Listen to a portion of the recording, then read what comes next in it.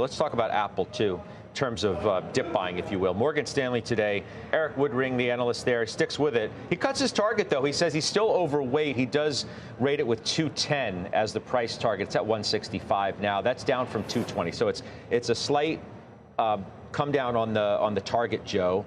He stays with it.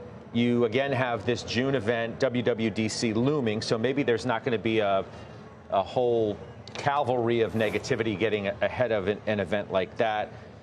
B of A names it as its top pick for the year. What do you think here? You got it in the Joe T. Yeah, look, it's very difficult for me to be able to offer commentary on Apple because I'm conflicted personally in what I see in the rules-based strategy. The rules-based strategy is incorporating technicals. And to your point before, fundamentals can change and technicals might not reflect it, or technicals can change and the fundamentals remain the same.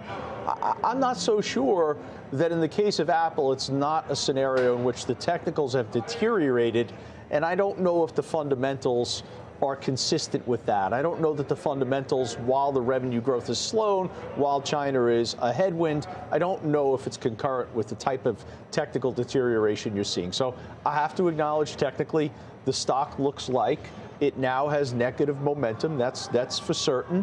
On the fundamental side in June, I would be surprised if Apple didn't deliver on AI. I expect that they will. 2 weeks ago, the stock looked like it was getting its mojo back. Yeah, it was at 175 based on that the one-day announcement where you had the best stock performance for Apple in something like a year based on that announcement. You did, and there was clear enthusiasm, and I was part of that enthusiasm surrounding the premise that now AI is going to finally be introduced by Apple into the products that it's giving to its consumers. Hopefully in June you get more information on that, but the runway is long until June, and during that period, really technicals are what ultimately is guiding me, and the technicals don't look good for the stock. They don't. All right, so again, buying the dip, looking at something that's come down a bunch and saying, I'm going to add to my position. That's what Kevin Simpson has done, and he joins us now because, Kev, it's good to see you. So it's about 4% allocation for you now. You started buying at 184. You bought more as its stock fell to 174. And last week you bought more at 165, and that's where it currently sits. Take us through the thinking here. Yeah, well, we like the long-term thesis of Apple because of its cash flow generation.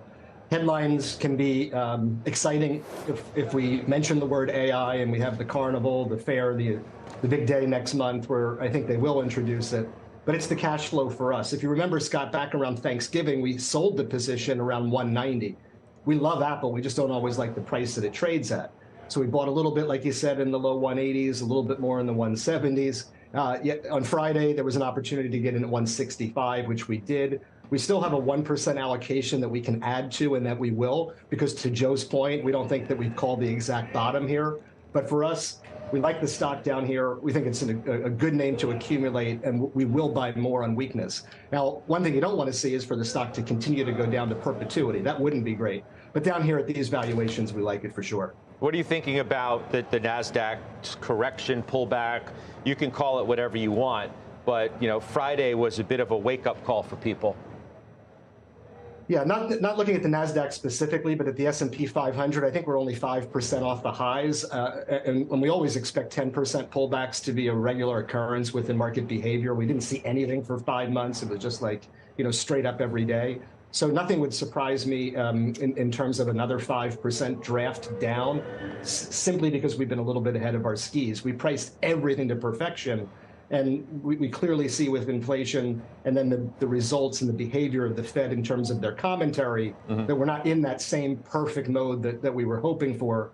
But another 5% pullback is normal, it's healthy, and we'll continue to be buyers. We have about 10% dry powder right now. Kev, next time I see you, I'll go through a number of other moves that you have, but I want to move on. We've got a lot of stuff still to get to. I appreciate you coming on about Apple. That's Kevin Simpson joining us there.